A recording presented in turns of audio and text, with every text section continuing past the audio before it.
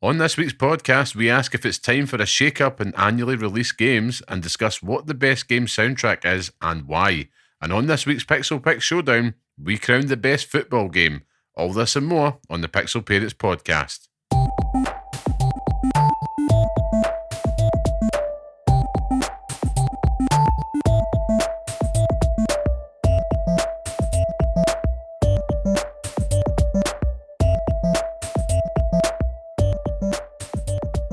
Hello and welcome to the next episode of the Pixel Parents podcast, the show that discusses all things gaming from the perspective of parents. I am your host, Liam Kelvin, and today, of course, I'm joined by the bearded one, Scott, the tastemaker Curry. How are we, Scott? Evening, gamers. How are we doing? I'm very well. Just answered my own question. I'm doing pretty well. I have a cup of tea. Lovely. I've just had a crunchy, and I'm ready to talk about goddamn video games. That's a dream combo right there. Like there's something. A crunchy is not something that I eat enough of. Genuinely, and to look at me, you'd probably say, "Well, Scott, come on now. You've eaten a few crunchies in your life," but it wouldn't be the go-to bar I would pick. But there's nothing better than the combination of hot tea or coffee. I was going to say fluids, but that doesn't sound good. Hot tea or coffee and that crunchy melting away in there. It's just something special. Special. Gives you that munch, crunch, chocolatey hit that you need. It gives you everything. Aye. The total package. It does. It really is.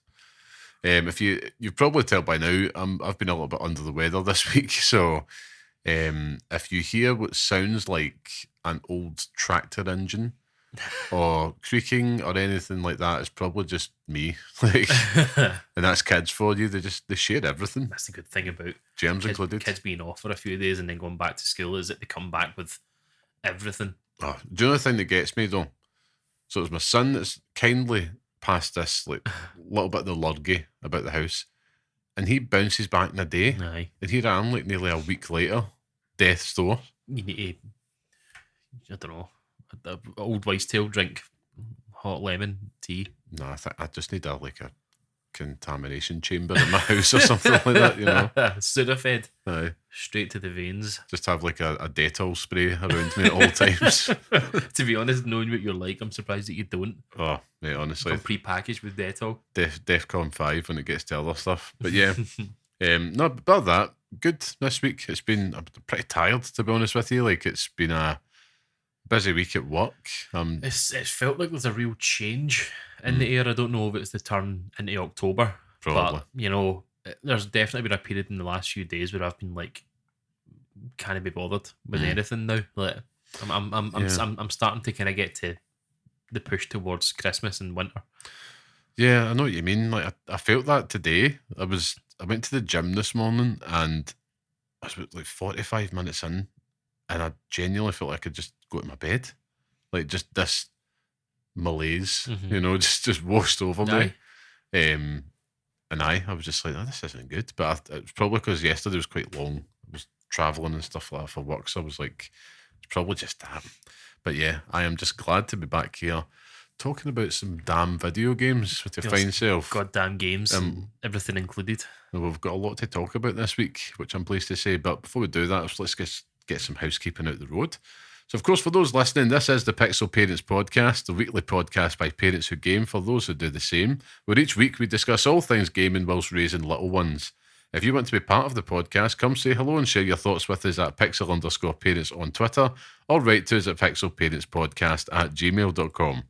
If you like what you hear and want to support the show, you can leave a 5-star review and share this podcast online with your friends. Of course, that really helps us out. And thank you to everyone that joins us each and every week. So with that out of the way, Scott, what have you been playing this week? Oh, I feel out of breath after you said that. I mean, it could only have been one game.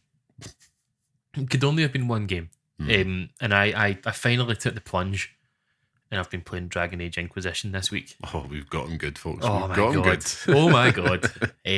Loading that in, and it popping up with a 10-year-old character on screen that I hadn't seen, honestly, since I was, I'm 32 now, so 22. Yeah. 10 years ago. Wow. Is vile. It is disgusting. And like seeing all the characters in the party and stuff like that, I was like, oh, I'm back. Yeah. We're back. But started my new game.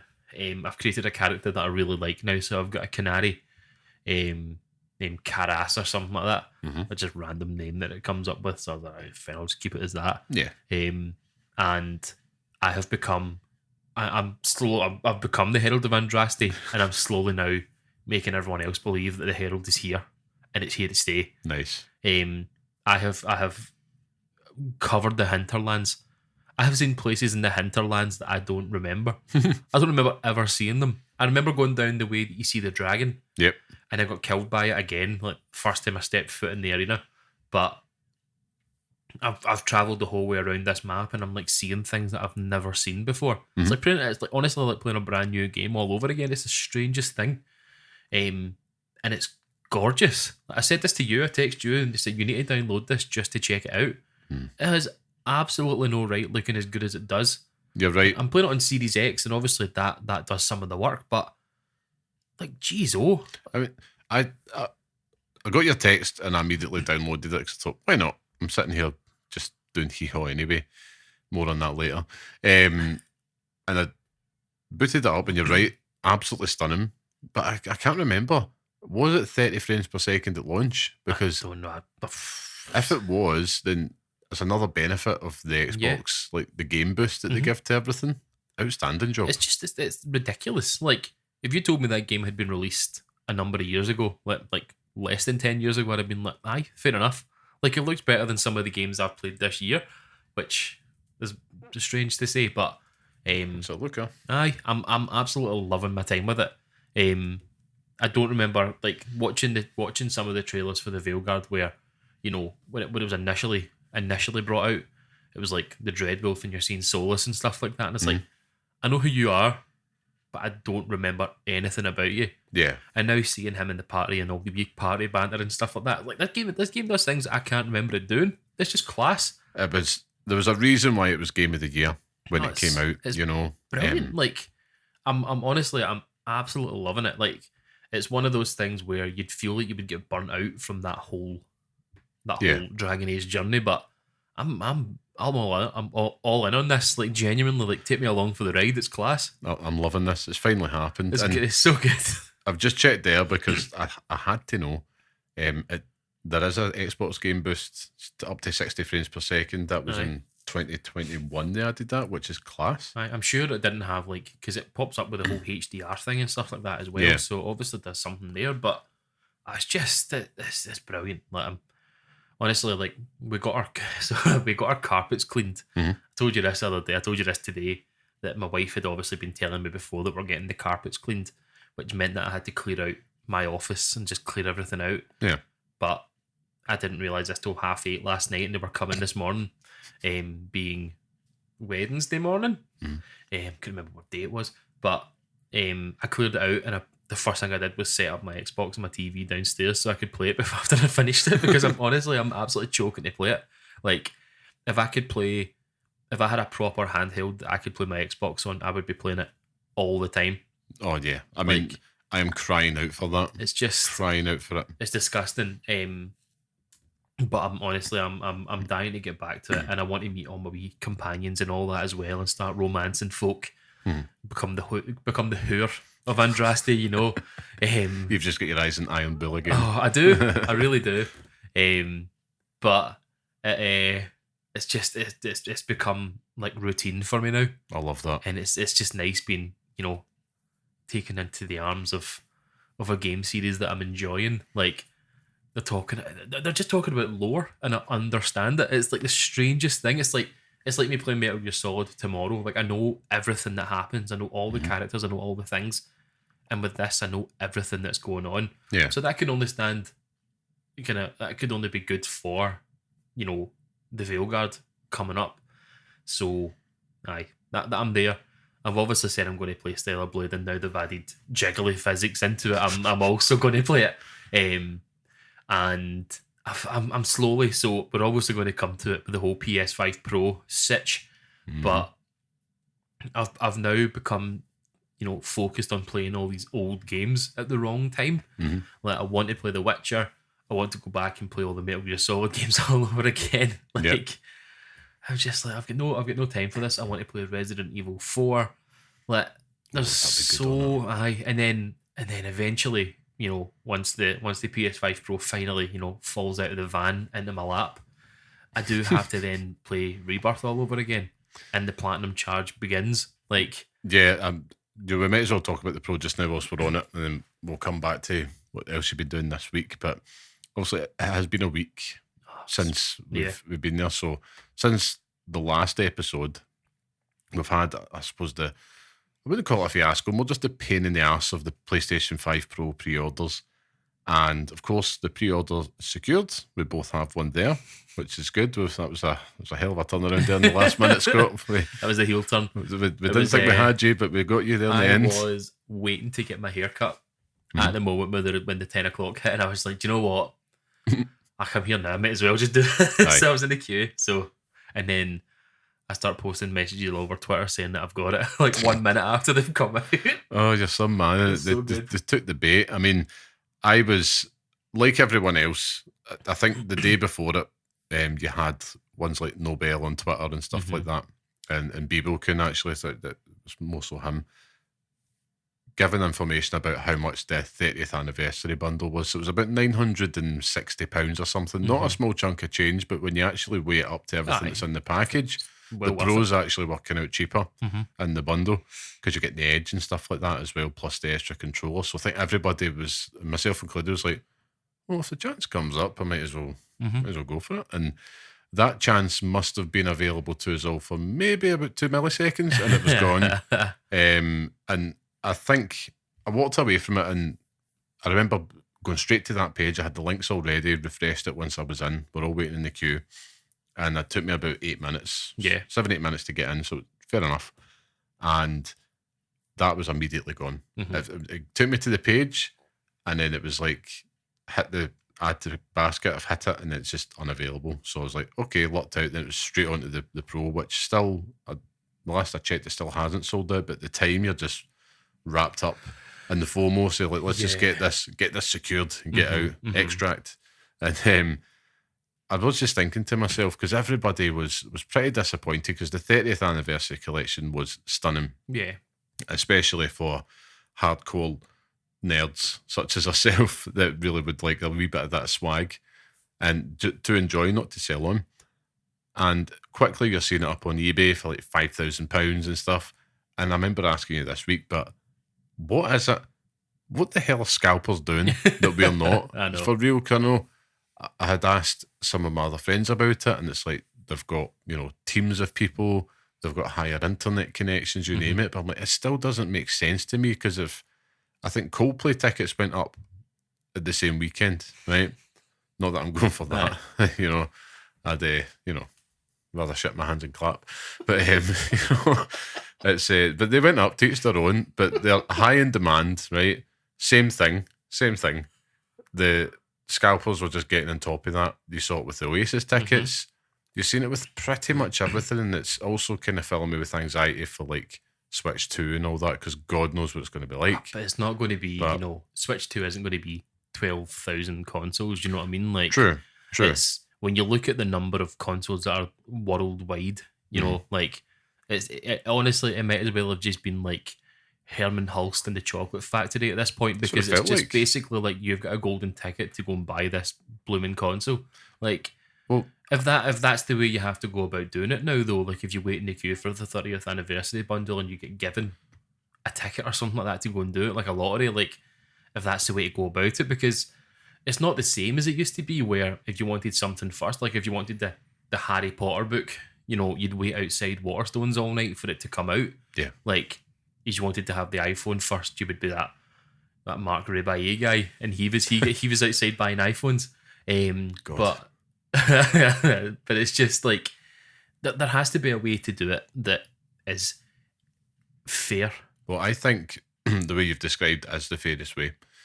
But then you'd still be raging if you didn't get it, though. Well, when we were all queuing up on the website, Yeah. we were put in the queuing system, or it was paused for ages, and it was paused for a good 10 minutes after 10 a.m.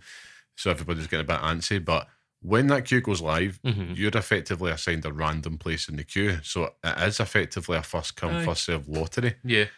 And for me, when it's something so rare like that, I would be more willing to accept it if it was something as simple as you have a PlayStation account and you enter for your ticket in the raffle. Just one account, one entry. Could use your PlayStation Star Points to buy more chances to win. Something like that even. But I mean, even if it was as simple as one entry, I know what you mean. The millions of PlayStation users out there, it's still the same odds, but you're up against, actual fans. If the thing that always sticks in my craw about it is when they announce it, they're like, we're doing this for the fans to thank you, and all it's going to is Harry and Delboy down the road on their wee greasy computers just to sell it at 10 times the value. Aye. And I think the raffle approach linked to the account for strictly for these limited edition things, not for like a base PS5 Pro. That's just the way to do it. Yeah. But for these limited edition things, I think it would be fairer.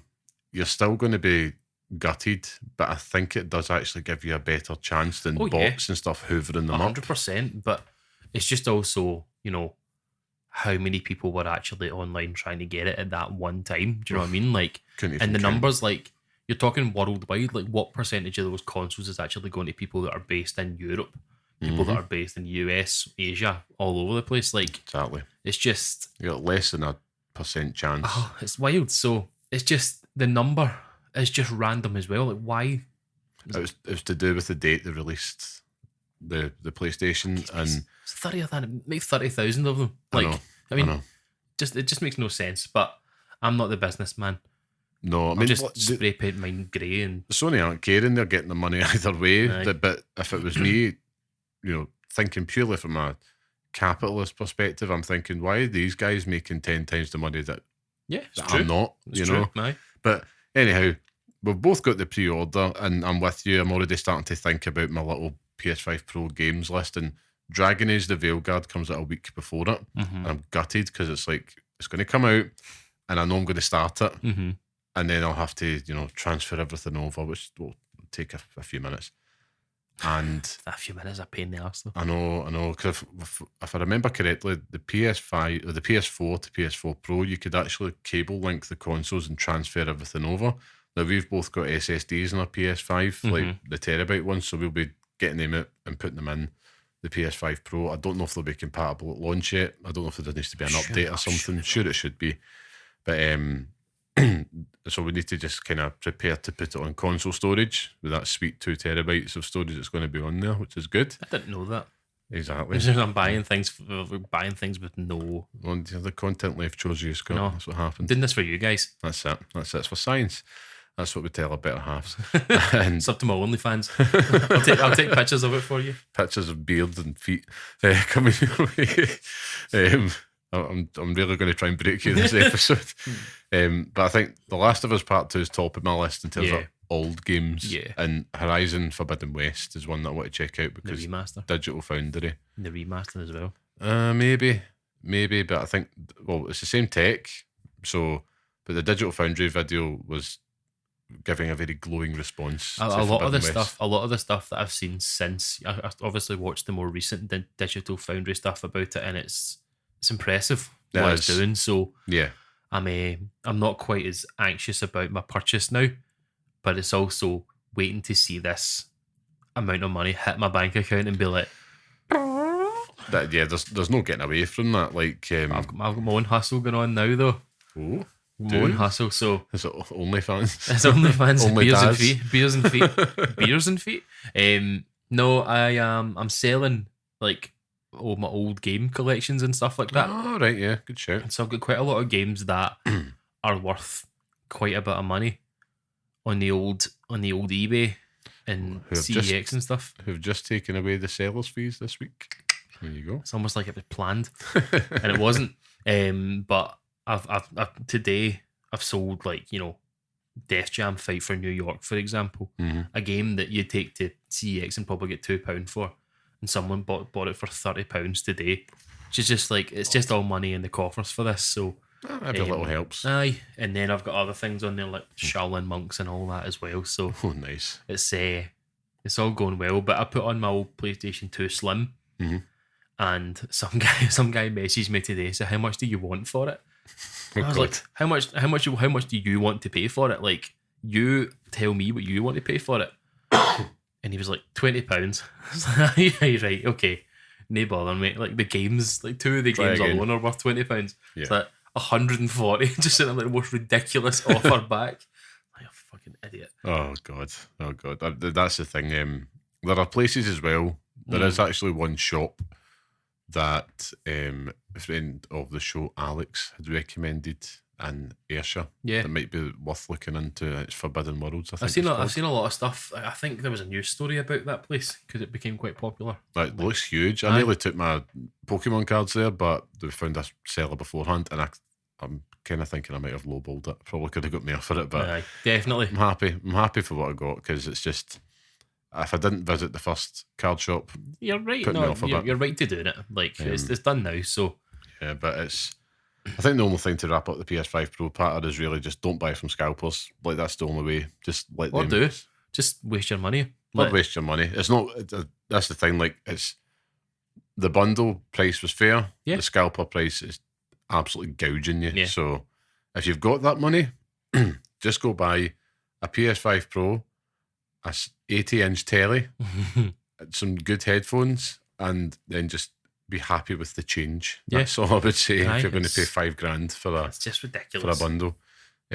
But bar Dragon Age, Scott, anything else you've been playing, or has it just all been that this week? It's all been Dragon Age. I made the mistake of buying and downloading Balasho for my phone. Oh god. Which has taken over life as we seem to know it. Like, if I've got a spare 5 minutes on my phone, I'm like you in Marvel Snap now. Like, well, just with the wee one, where's Dad? So he's away for a 3-hour jobby. Sitting there convulsing. We're 2 pairs. I've been playing that, but there's nothing else in the pipeline. Nothing else but Dragon Age at the moment. Okay. Which is good. Excellent. I'm personally, I think I can totally draw parallels with the Final Fantasy journey that I was on at the start of the year. And I'm so happy that you're in Dragon Age now, because it's such a fantastic series. And the Veilguard is looking like goatee right now. So we'll wait and see.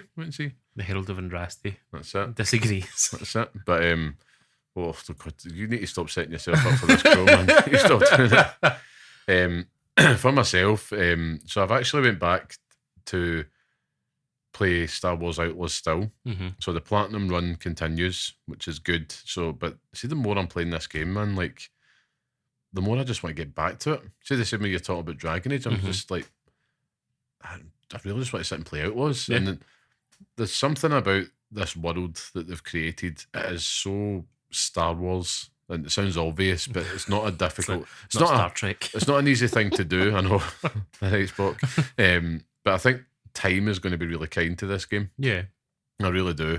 The more that I've probably put about 50, 60 hours into this game already now. That alone, but that's also coming from, like, Ubisoft open world enthusiast. Like, yes. You know what I mean? Like, I've not seen, since it's come out, I've not seen anything.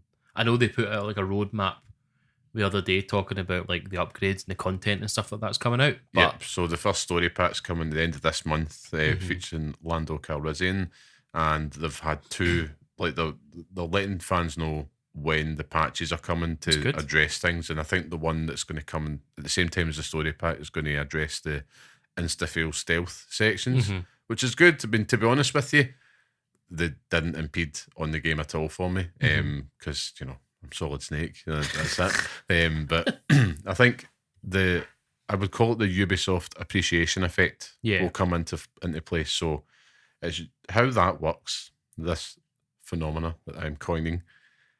Whenever they announce a new game, there's the usual kind of online Cheeto dwellers suddenly just put out crap like, oh, this game is crap, and look at the old one, this game was so good. So the case in point, like Assassin's Creed Valhalla. So now that we're on the cusp of Shadows, which I'll come to in a minute. Is that still good? No, sorry, I'll come back to it. We're on the cusp of Shadows. after like everybody's like, oh, Valhalla, it's too long, blah blah blah. And I get the complaints, of course, each to their own. But now we're at that point, you're saying like, oh man, this game hit different, blah blah blah, and it's just this strange phenomena that happens, particularly within the echo chamber online. And I think the same thing's going to happen with Outlaws. Will it get a sequel? No, didn't sell enough. But I think over time, people are going to go back and really appreciate there's a lot of love and attention. And if you're a Star Wars fan, there's a lot to enjoy in here. It's not a 10 out of 10. Aye. But there is still a lot if you're wanting a good game to play. And like I said a few weeks ago, don't go rush out and buy it. Like, it'll be in the sale in January for like 20 quid. Strike them. And it might be worth it because, you know, I'm gutted because, of course... When is it coming out again? Shadows? Yeah. Yeah, so Assassin's Creed Shadows has since been delayed to February. My heart... Fucking nightmare. Like, everything's coming out in February. My heart pains in ways you won't understand, but it's that was like the big thing I was looking forward to. It's been like 4 years since Valhalla, so I'm like, here we go. But the upside is it was coming out a week or so after the Veilguard, so now it's just all in the Veilguard. And it's also like, you know, you were coming around that time with the PS5 Pro and all that as well, so yeah, they obviously have to consider that. I mean, that could be a reason why they might double down on Outlaws for a bit longer. Do you know what I mean? Like, they might put a bit more onus on, here's Outlaws. You're sad about Assassin's Creed. Here's a mad space adventure with no samurais in it. Well, I'm hoping that by the time the story stuff comes out, I'll have the platinum done. Yeah. You know, so I've just been kind of plodding along with that. And it's good just to pick up. I'm at the point, you know, when you're doing a platinum run and you kind of do like main story, side story with some type of long-term challenge. So in this case, it's like 40 contracts. And then you've got the mop-up stuff, so like shoot 6 people at once or something like that. So it's those type of things that I'm doing. McCree. Basically. No, he's not called McCree anymore. It's something else because they had to change his name. That's right, actually, yeah. McCain, oven chips. McCain. What was I going to say? See with Assassin's Creed Shadows, I know obviously now it's been delayed, but is it just me or had it been like suspiciously quiet before it? No. Is it just because I'm not checking out anything to do with it? Like, they were all set. The big press junket was in, and they were going to do the live stream from Tokyo Game Show, I believe. They also had, just to listen to a few more mainstream podcasts with folks better connected than us, they were set to be doing their kind of preview sessions this week. It's obviously all just been cancelled last minute, and not cancelled, it's been delayed, but I think it's more of a financial thing. yeah, And to be fair to them, they're worried because it's like Outlaws did need a little extra bit of polish on it. I was lucky. I didn't experience the glitches, but I've seen them all online. Everything coming up. So that's obviously telling you that there's a problem there with the finished product, and which was odd because it went gold ages before it came out. And Ubisoft, of course, like the like the Man United of of the games industry. It's like they're a big like, you know, publisher, but they just can't get it right. Even when they are getting it right, they're still getting it wrong because there's that perception issue. But it just feels to me that with Assassin's Creed, obviously there's going to be scrutiny on its performance anyway because of Outlaws, but this now just adds an extra layer of people going to be like, this has to be like Mr. Sheen polished. Do you know what I mean? Like, it has to literally show my arse on it. I think it will be, and I think the pre-orders are quite low for it as well. But yeah, I think this is a new trend that you're seeing a lot of the time. Fair enough. There's no point. Like, and I think back to even myself. Like I haven't even pre-ordered it, so I'm like, oh right, so there must be lots of other like diehards like myself who's probably thinking the same. I'm just going to wait and see what happens with it. Even though I get it when it gets to like a week before it, it's like, right, okay.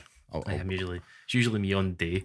On the day, it's what usually happens. But I think it's all financial stuff and it's not performed as well. So I get it. And if they want more time to kind of polish it, it can only be a good thing. So yeah. So then moving on, I've got my hands on FC25 this week as well. Finally just been playing it, really enjoying it. I think we're at that point in the football season anyway where you're kind of like, I could do better than that. So you want to start a career mode, being a Man United fan. I was going to say, it says the Man United fan. I think it's just that chewing gum comfort food game. When I play it when I'm not really fussed, and we're also entering reality TV season a little bit. So obviously, my better half will be enjoying things like Married at First Sight UK, and this is where the PlayStation Portal just earns its crust. Honestly, and I've just been kind of starting a new career, aiming to just kind of just plod along with that really. But I have to say I've really enjoyed the small improvements that's there, particularly in career mode. I think the game flows a lot better. It feels a lot more snappy. There's a lot more focus on the attacking and tactics in particular this year.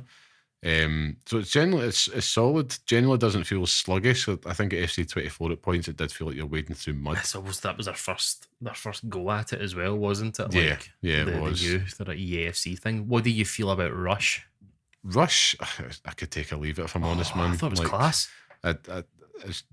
I feel the same way about that as what I did with Volta. Aye, that makes sense. So it's not something I'm going to go and play. But I'm like the career mode stalwart. That's me. But the thing with the career mode is that obviously you can build youth teams and stuff like that, and the youth teams you can play Rush with mode, them. Aye. So tried it out, but when I tried it with them, but it's also like I'm playing enough games. Do you know what I mean? Like I'm playing enough football games that I'm like I can take or leave that part of it. So I do get what you mean. I feel like it's with FIFA at the moment FIFA fucking EFC. It's slowly FIFA? Sacrilege. I know. It's slowly trying to become like the more interactive and better looking football manager sim. It does feel that before. Way. Like it feels like it's trying to do that more than ever, which is good. But I always feel like when you're simulating matches and stuff like that, it's never quite done as well. Like you're always having to like jump in at certain points, and I never feel like the difficulties. I always feel like as you play it on semi-pro, for example, you're always like, you're flying. This is too easy. Yeah. But if you play it on like professional or world class, you're always like, this is fucking brutal. Like you're getting tanked off Aberdeen. You know what I mean? Like, I'm finding that professional's quite easy this year, though. I will say that, like the AI. But it's the jump from that where you feel comfortable to go into like world class, for example. It's like there's no middle ground there. It's like you're either brilliant at professional or you're getting absolutely scudded at world class. Yes. Like at EFC 24, I was doing a career mode with like I think I was doing with Rangers or something like that, and I was getting beat off Motherwell, and I was like, what is going on here? Like, no, I'm not doing this. This isn't happening. And I mean, on a normal week, it probably would happen in real life anyway. I was like, no, I can't have this pain on both sides. Do you know what I mean? Aye. So it's just. Well, that's how I did start the career mode with Celtic, but it was too easy. Aye. Like, I mean, not well. I know. Well, but I really wanted to take that challenge with trying to sign like youth players and not just going out and signing an Mbappe and stuff like that. Yeah. But then, of course, Man United get scudded at the weekend. I'm like, no, it is my time to put that pretender out of his job. But anyway, but yeah, I've been playing that. It's a football game. It's not something that I will play like religiously. But there's always points where I'm like, I could just sit down and chill for the night just playing that. It's one of those games where you sit down to play something that you can't be bothered wading into, and you look through the PlayStation store and you don't really want to see anything there either. You're just looking at the prices of games to see what's on there, and you go, I'm just shoving a game of FIFA for 10 minutes and then I'll go to my bed or something like that. Like, exactly. 3 hours later you're still playing it. Do you know what I mean? But it's good, and you also regaled me of the story of your first online match as well. God almighty, Scott. I mean, if I ever feel like an old da, it's when I thought I'll play it online. I'd usually just avoid it because it's just a frustrating experience. And it's not because I'm bad at the game. It's just I hate playing the same team all the time. In this case, it's Real Madrid. And then you see like, Davy 2004 or something on it. It's like, Christ, I'm playing against a Bern. But 20 years old, I have, What's that? It's 20 years old, Davy. That's a Bern. But there's just no imagination. I've said to you for years they should have a block one team system in FIFA because it's not even a meta. It's just, all right, okay, so I'm basically playing Real Madrid all the time, and it's just really frustrating. Boring. Like, even just like a matchmaking system where you could choose the team that you want to play. Like, you get into like a lobby and you see 17 different people are want to play a game at that moment, and you click on their name and it shows you the team that they want to play as or something like that. Do you know what I mean? Like, or a league, for example, like you play against other teams in the Premier League or something. There has to be something more to it, because it's so frustrating. Like, me and you are, devout EA, FIFA. I'm not calling it ESC. I can't be asked. FC25, right? But we're devout players of that, and it's also co-op seasons. Like, that's our thing. But it does get to a point where it's just like, this is brutal. Like, you can live through the Man Cities because you just know that there's a way to get around it. But Real Madrid always have something annoying about them. Like, Brown at corners. Somehow Rodrigo plays really well every single time you play against them. Like, Militao's magnetic heat. Like, they've never fixed that bug. It's the most frustrating thing on earth, but you always go back to it. Like, it's just you do. It's a form of punishment, but it is what it is. I mean, I know there'll be probably a lot of people listening to the podcast, I'd imagine, that do the same as us. Just like, I'll pick it up just for something to do when the big headline games aren't really there, and it does. It does its job. It does its job. But I regret to say I was hoping to come this week with a game that I was hoping to be playing, which was Legend of Zelda: Echoes of Wisdom. But I have to say, Shop 2 have been a bloody shambles. I'm holding on for dear life. I know. So I was set to come with it, but they've let me down badly. I should have said the Royal Mail have let me down badly. But the customer service to get this amended has been absolutely piss poor. I have to say. Obviously, it's not arrived. It's been a week since it's been dispatched at this point. The liability will lie with Royal Mail, which I understand. I'm not stupid. But Royal Mail's at fault. But at the end of the day, right, and this is what I've been trying to say to Shop 2 for a week, you have my money. Royal Mail doesn't have my money. They're liable, but I'm out of pocket and have no item, and you're sitting with the cash. There's something wrong here. So I've been trying to get refunded on it. I think I need to wait another week. So I'm tempted to just go pick up a copy of it, because I'm really dying to get my hands on it, because I think that's going to be a family game favourite. I was really looking forward to playing that with my son over the long weekend there. So I'm kind of tempted to do that now, because I just want to get it there set ahead of my holiday this month actually. So it's we'll have to hold off on impressions on that. This is a calmer version of the story that he was telling me about. It's very funny. No, I mean, what they did was you have to raise a ticket with them, right? Yeah. And go through the ticket, give it the usual patter, and then it's like, oh, so sorry, blah blah blah. We're not liable, but in 10 days you could do this. All the usual crap. Zero attempt to really make it amends. Left it a few days. Raised another ticket. I got the exact same response back, copied and pasted, and I'm like, this is absolutely jobbies customer service. If there's any way to kick you while you're down, it just says sent via iPhone, so they've just copied and pasted it on their phone.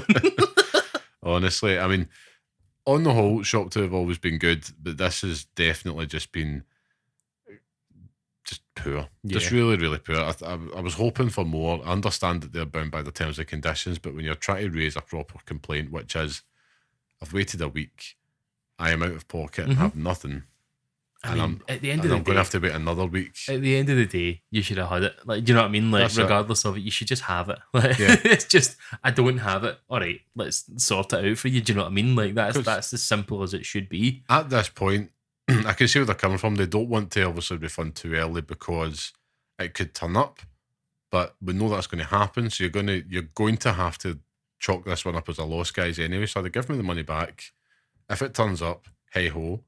But either way, you're still going to be out on this one, not me. No, you're quite right. Sure as hell not going to be me. So, buyer beware with the Christmas season coming up. Maybe they'll send you 3 copies of it.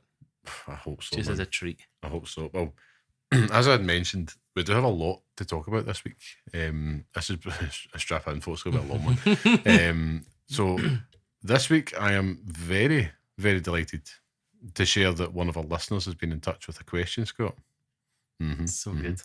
This one comes from a dear friend of the show, Adam Connells Miller, who has a belter of a question. I should also just add, Adam and I well, in a band together way back in the day. Both of us now old dads, and he is a sensational guitar player. Watching him live was a joy to behold. It was. I've watched faces melt, and it was an absolute privilege. But he has been asking what we think is the best video game soundtrack and why. I hate it. Not an easy question at all. I but hate it. If it helps, right, I'm going to kick off with my rationale for this one, right? Okay. Because this could have been a topic in itself for the show. It might be one that we come back to, right? Okay. But I wanted to make sure that we answered Colonel's question this week. So I thought I'm going to do an honourable mention and I'm going to do a pick, but I'm also going to split it in two, which is an actual video game soundtrack, like a score, and then a video game soundtrack of the game. Okay, and you'll understand where I'm going with it, right? He's confused me. Me. You'll have all your musers. You'll have the score, so like music, original music that's been orchestrated. Then you'll have music by other artists that's used in the game, because that is a major part of a lot. I mean, FIFA, for example. Yeah, right? It's like they have all that. Yeah, but then you might have something like Metal Gear Solid, which has its score. So I know what you mean. I'm just taking the piss. So I thought I would go. I'll start with the score, right? Okay. So like the best soundtracks, right? So my honourable mention for it, because it's too hard, man. He's really hit us with a belter question here. My honourable mention for me personally is Celeste. Okay. Because I think what Lena Raine had managed to compose for that game was utter magic. It does something when you hear it. Like, it's fits in perfectly with the theme of the game. It's so catchy, and it just puts a smile on your face whenever you hear it. And it's just absolutely like they knocked it out of the park with that. So amazing. But in terms of the best video game soundtrack, I mean, I was like, I didn't want to say Zelda again because I've been talking too much about Zelda. Don't say that. For me, and I'm late to the party, big time, but I'm going to say Final Fantasy VII. Oh, he's done it. I've done it. He's done it, ladies and gentlemen. Full circle. Oh, it's incredible. It's genuinely incredible. Remake is good enough, and you know, it does these songs in such a way that, you know, they pay tribute to the legacy that the old ones had. But you could go back and listen to, you know, all the older versions, the original versions of these songs, and they're just as good, if not better. Like One Winged Angel. No, One Winged Angel. It's just a blooming masterpiece. I went went back through them all, and then even when you think about and I think if I'd say Final Fantasy VII, I'm going to encapsulate all of them within there, right? I think all of them are sort of close. The Final Fantasy VII soundtrack as a whole, yeah. And if you look at all the original pieces of music they made for Rebirth alone, yeah, and then the way they expanded on like Tifa's theme and stuff, like all the themes, it was just absolute, like, you know, worldy Michael Jordan type stuff, you know, just kind of like, yeah, we know we're good and we're going to turn up and just absolutely ball this. It's 100% true. Like, just flexing for just because they can. Yeah. Like, yeah. This is ridiculous. So that was my pick, which I thought would put a smile on your face. Yeah, no, it definitely does. It definitely does. I mean, for me, it could have been Final Fantasy VIII. Final Fantasy VIII music is phenomenal as well, but my honourable mention, I'm not going to go down the same route as yourself because I can't be bothered thinking about it that way. But honourable mention is Street Fighter 2. Oh, God, yes. Damn. Every single song in that game is a banger. Like, Ryu's theme, Ken's theme. I'm a big fan of Sagat's theme. Love Bison's theme. But the cherry on top in that game is Vega. Vega's theme in that game is chef's kiss. It really is. But there's one big glaring omission from that list, and it stands the test of time, even till now, that it has become legendary in its own right, and it's Guile's theme. I knew you could say Guile's theme. Guile's theme is just, it's iconic in its own right, but in my own head, I knew that wasn't the choice to make because it can only be Final Fantasy VII. Yeah. Like, there's maybe 3 games in my whole life that the soundtrack lives on my phone on Spotify. Final Fantasy VII, The Messenger, has an excellent soundtrack as well, and Street Fighter 2. Yeah. Like, it's just but Final Fantasy 7, the OG versions of them are just like, they're of their time. But if you're playing that game at that time, they're mind blowing, like absolutely mind blowing. I remember the moment where you fight you see the big tank thing you fight at the bottom of the Shinra building in Remake, and they've changed the battle theme for that. Just listening to that, thinking about listening to that, honestly, the Rock, like goosebumps in the arm. Do you know what I mean? Like, it's incredible. And I love it. I absolutely love it. And yeah, it could only be Final Fantasy 7, but there are many, many, many, many soundtracks out there that just. I mean, I think like Doom, for example. Doom was one. There's even ones like Super Mario, Sonic. Yeah. Sonic goes far too hard at points, man. Like, I'm talking about just Sonic the Hedgehog. Original Sonic, aye. Donkey Kong. Donkey Kong's another one. Obviously, Zelda's another one that comes. I mean, I know I'm not allowed to. I'm putting myself in a Zelda band, but I think the quality of the Final Fantasy VII soundtrack shines through in the fact that here I am, newly anointed in the fandom, and I'm still like that. No, this is there. Yeah, this is absolutely there. It's incredible. My final wee, just to be. No, go for it. My final wee note is the soundtrack for Undertale. Toby Fox is a magician, an absolute magician, because that game, when you look at it, doesn't look much, but the music and the soundtrack for that game just make it everything. Like, it carries it through. Like, obviously you've got Sans theme, you've got and then you get like daft wee songs in it as well. But the Undertale soundtrack is an underrated banger for me anyway. See, I've really enjoyed exploring this answer for this question, because it made me appreciate some more modern game soundtracks, because I was originally thinking like chiptunes and all that type of stuff, and I'm like, and I thought to things like God of War Ragnarok, Bear McCreary's soundtrack for that, or even the Red Dead Redemption 2 soundtrack. Yeah, and it was Woody Jackson who had worked on that, and that led me to the other side of what I was thinking, but splitting the types of soundtracks. So the shout I want to give for like best like soundtrack using other people's songs has to be Tony Hawk's Pro Skater 2, because damn, like, it's just iconic. I mean, that had carved out a generation of punk rockers and emos single-handedly. It's just one of those ones that everybody knows it. You just have to say the name of the game and you know the soundtrack. And Christ, there's cover bands out there now. They do the whole soundtrack. Purely play Tony Hawk soundtrack songs. 100%. It's just amazing how, when you think, because just when you're talking about, like the kind of God of War and all that, like, I can't think of anything. I can't think of the soundtracks for them, but thinking about like certain franchises that there are songs and parts of songs that are just synonymous with the whole series.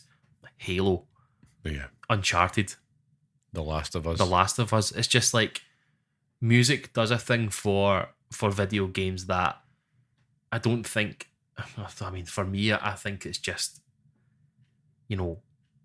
it's so important. Like, it's part of the whole experience now. Like, before, it would have just been, here's the Chemical Zone in Sonic the Hedgehog, and here is a bloody banger of a tune that's going to play the entire way through it. But then you finish it and that's it. Whereas with The Last of Us, for example, like, the tones and the guitar in that game, they lend itself to what you're hearing in the story. Yeah, it becomes a total motif in itself. And it's just like, it's so important for the way that it's done. But with Halo, I have no emotional attachment to Halo, but that Halo theme, like, same. If I hear it anywhere, I'm like, pour one out for Master Chief. Yeah, it's them Gregorian chants. It just does something to you. And I think to finish, I thought, how do I merge an answer for bringing them two together? What's one that has like best score and the soundtrack? And for me, was surprisingly, because I was like, there's only one answer for me personally, and it's Grand Theft Auto 5, because it's the first Grand Theft Auto with a score, right? And that collaboration with Tangerine Dream, it just gives it this vibe, and it reeks of those 90s LA action movies. Yeah. So obviously, which is inspired by like Heat and stuff like that. And I love Tangerine Dream, and they just nailed it. I mean, I will still go back on Spotify, and Tangerine Dream recently released the pause menu music for GTA 5, which lives up there rent free because there's something about it that's ominous, relaxing. It's a fantastic bit of music. But then also the actual like official like kind of soundtrack of it. It's so underrated, Grand Theft Auto 5. I mean, I know we'll go to Vice City because the 80s nostalgia is big, right? And it's fantastic. Yeah. You know, absolutely worldy. But man, that funk radio station, It you know, has it Harper all. Glabo It tripping has all it, day. has it all. Like, it's introduced me to parts of music that I'd never heard of before. Yeah. Like, and it's just, I mean, I'm actually keen to go back to Grand Theft Auto 5 soon because I've not done it for a long time. PS5 And it is, Pro. part of it is because I want to get back in and just listen to the radio. Like, the first song that I heard was Pure Shores by All Saints. Oh, yes. Like when I first went back in the last time, I'm like, oh, never here. I think the first one I heard was Robin, Every Heartbeat, which is a total That's banger a of a tune tune, as well. man. Like, So it's just good. it's things like that. Like, you're just flicking through. Yeah. Yeah, man, I'm into this. So I think there's a replay in me soon. I think maybe we should do that. We should go back to GTA Online for a laugh, for an episode. Or maybe we should do that for a stream. For a stream. Let's do it. We do have some plans, folks, in regards to that, but more on that later. But yeah, thank you, Colonels, for writing into us. That was an amazing question. A brilliant Absolute question, belter. Almost had us stumped, and I'd love to know what your favourite video game soundtrack is and why, because this man has a cultured ear, so he'll have a good pick for us to share, and I will happily share that with the listeners. So I think it's time we move on to main topic for this week, Scott. So, as we know, FC25 is here, right? That season's kicked off. Boom, boom. And it's another instalment featuring very incremental updates. I'm going to break you. It's going to happen. But I thought this week's main topic is all about annual releases, and we're asking, is it time for a change? You know, so FC25 being a kick-off point, right? So the price of these games, 70 quid a pop, right? Disgusting. If you're paying, and they do come down in price in the sales as the year goes on, but you're talking, say, we'll just use the RRP, right? So 70 quid a pop. Yeah. And the model still makes a boatload of cash, right? It's one of the top selling games of the year in this country anyway. But I still think that we're overdue a change in how these games land. You know, for one, the waste. I'm thinking about the waste. The first thing came to my mind, I was true, like, yeah. You were talking about going to CEX and stuff like that, game previously before they stopped doing it. But the sheer amount of pre-owned copies of football games alone that must be in a landfill somewhere, it must be astounding. You know what I mean? I'm like, I've never even thought of it like that before. There's pictures of that. Oh, what's the Pro Evolution Soccer version with the guy with the referees at Colina? Yeah. There's pictures of him just rotting in some landfill somewhere with that card in his hand. Oh man, he looked like the kind of mid-transition Gollum from Lord of the Rings, you know, in the movies. I understand that joke. He did indeed. But, you know, it's one of those ones where we often look at, like, there's a lot of change happening in the industry just now. Yeah. And good and bad. Mm-hmm. The one thing that still is prevailing is these annual releases. So you've got FC25, Call of Duty kind of being the two big ones that stand out the most. Yeah. And I'm thinking, you know, for sports games, you know, you get like the NBA 2K and all that, Madden, the other ones as well. They feel the most natural for sports, but let's face it, we're getting the same game. Yeah. Very incremental updates. Few updates to kits and rosters and all that. Marketing system gimmicks. Yeah. You know, like, oh, you have the new, you know, contact system or something like that. They'll give it a daft name. Aye. You know, the tag system. It's like, right, okay. And we buy it. And, you know, we take our medicine and off we go. But surely, and there's a few things why, right? So I'm teeing this up here. I've put a lot of thought into this. Okay. But surely we can't be that far away from, instead of get your disc, 70 quid, if you'd look at what Call of Duty's doing, and they have the COD Hub now, yeah, which is effectively a launcher, and instead of paying for the update, you're paying paying for the disc in the new game. It's just an update. We know what it is. Yeah. They could call it, 24, 25, Black Ops 7, Modern Warfare, whatever. But it's all running off this one hub. But at a slightly lesser price. That's the sticking point. Yeah. Because from a value perspective, right, we as the punters, and there will be listeners out there that might have to buy these type of annually released games multiple times. One for them, one for the kid. You know what I mean? And I see it myself, and even like members of my family. It gets to Christmas time, and it's like I want the new FC2, I want the new Call of Duty, and it's like, Christ, I mean, that's 140 quid. It's a lot of money. It could be such a more attractive proposition, I think, and fairer on customers and gamers if it was an annual update. It just feels like they used to be able to get away with it. Yeah. But it feels like it's kind of running out of steam a little bit, because increasingly there's less reasons to be like, I'm going to rush out and get the new version. Get a new version of it. I know what you mean. I mean, it's, if you look at the models that have done it successfully, I mean, we always harken back to this one game, but the kind of the juggernaut that is Fortnite. Do you know what I mean? Like, you don't go out and buy a new Fortnite. No. It just rolls on if you're there or not. I think that, with FC25 or FC, let's just say, because it could be the EAFC hub. Do you know what I mean? Like, that's what you sign into. I think that the issue is sometimes the gameplay changes.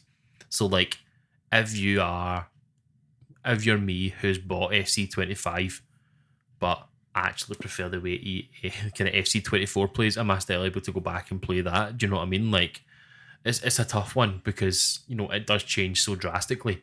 But I think you would also be quite willing to just be like, I'll suffer through this year, because you know that in 10 months, 11 months time, it's going to change maybe a wee bit, and have added something else to it.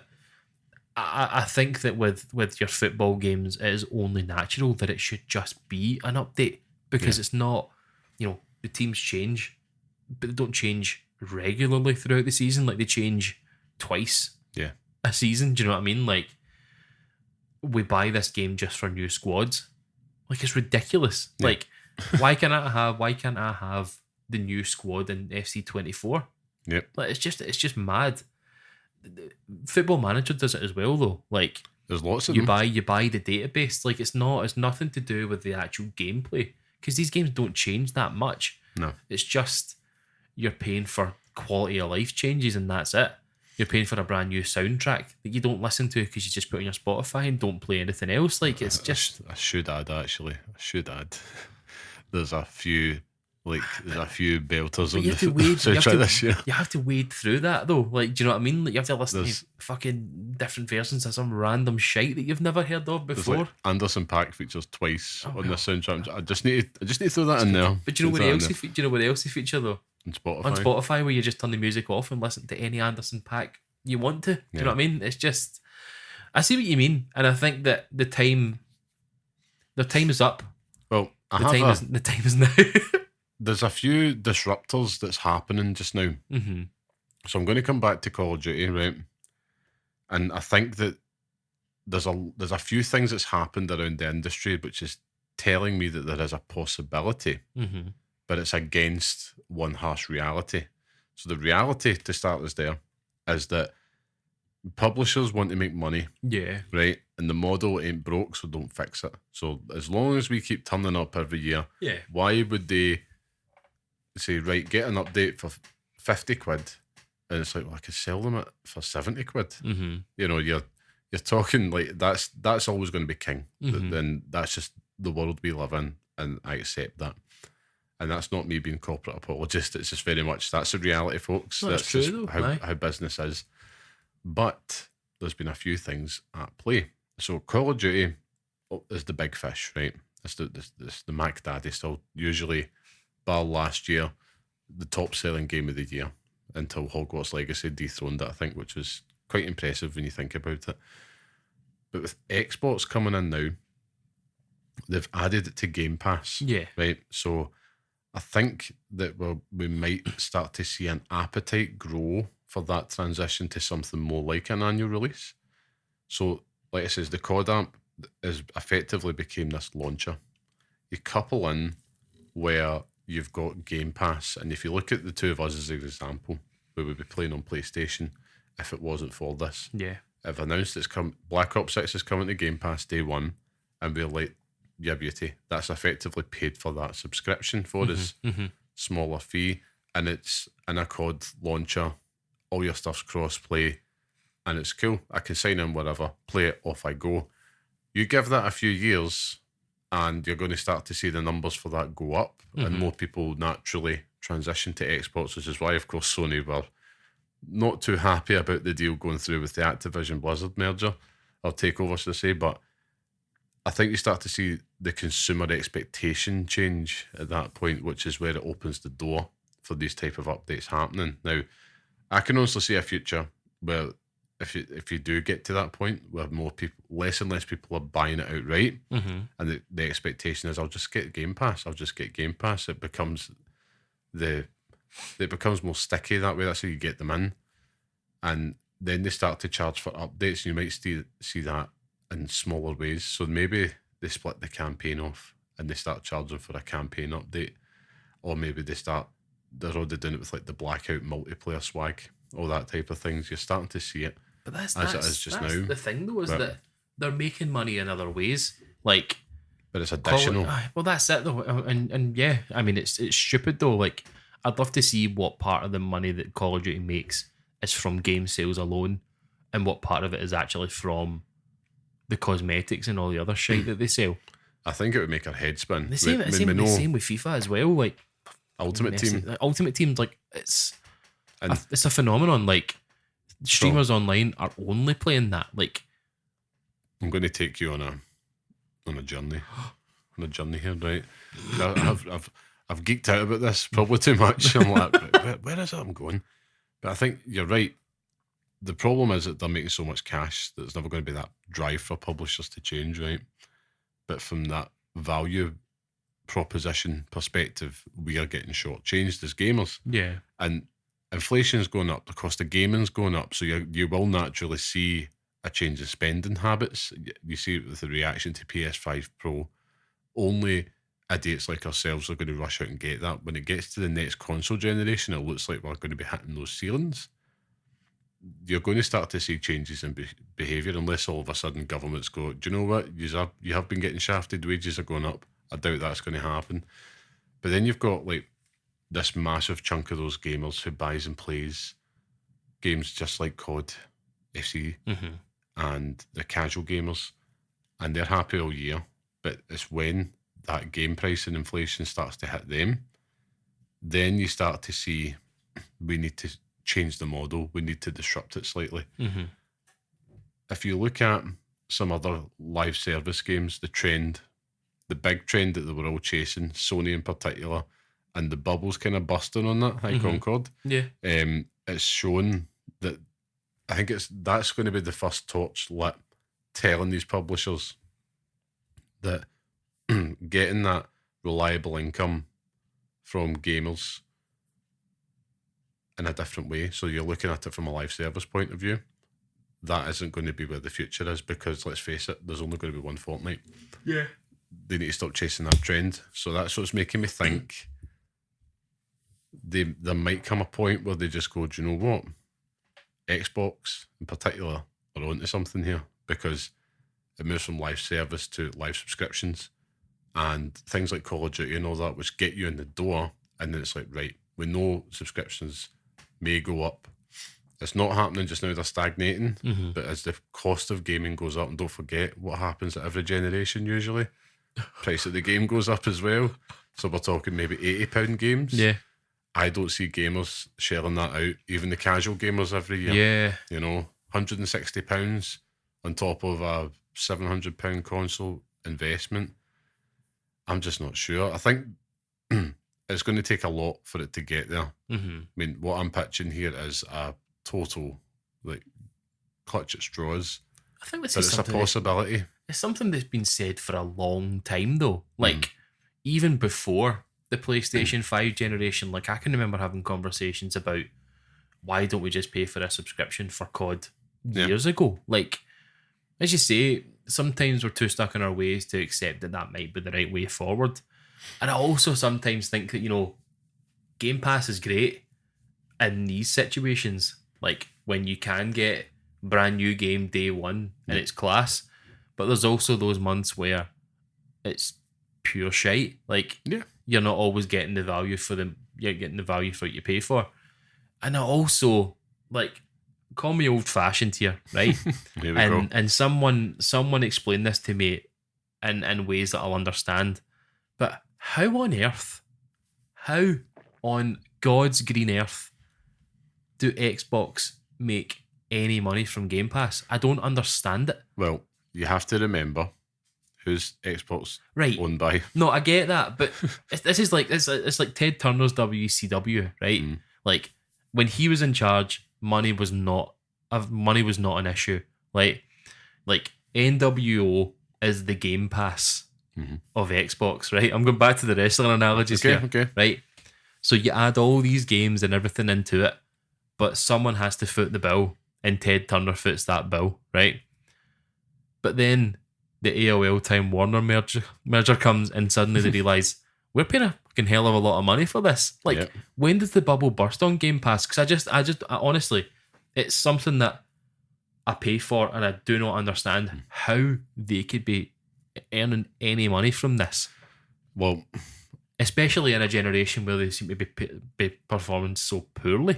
Well, that's the thing. I mean, don't forget, traditionally consoles, when they're sold at a loss. Yeah. And what you're seeing now is the after effects of Xbox probably quietly starting to not exit that, but not prioritise console sales, and they're chasing the subscription sales. Now, that's where they're looking at themselves as a platform instead of a console manufacturer. Cloud stuff and all that. So the console almost becomes an accessory to them in the future.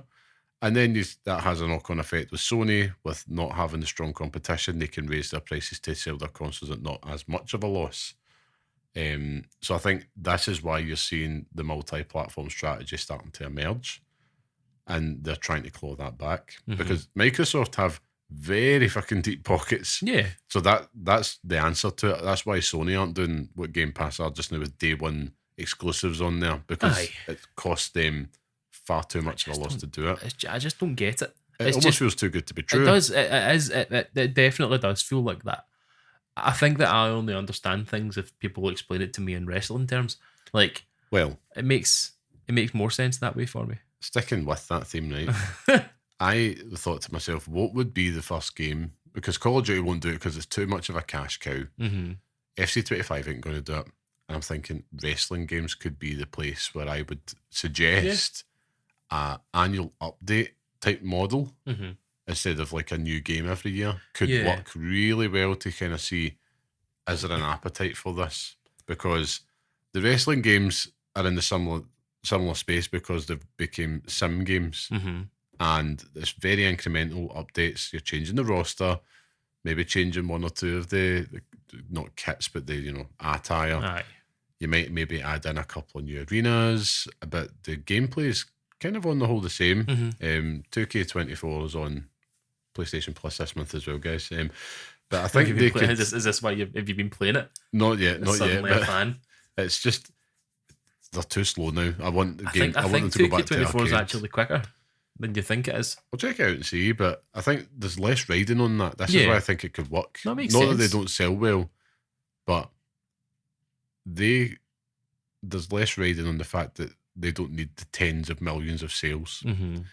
And one of them's going to do it, and it's not going to be a basketball or hockey game, Madden. It's not going to be them because they still sell boatloads. But I think you could see something like that first, and the gaze from the publishers was always been on. Get your head at the gutter, you. No, the gaze has always been on the live service stuff for the past decade now. Yeah, and I'm really enjoying the fact that is now going up in smoke. Yeah, because Fortnite was a phenomenon. Yeah, and remain that way.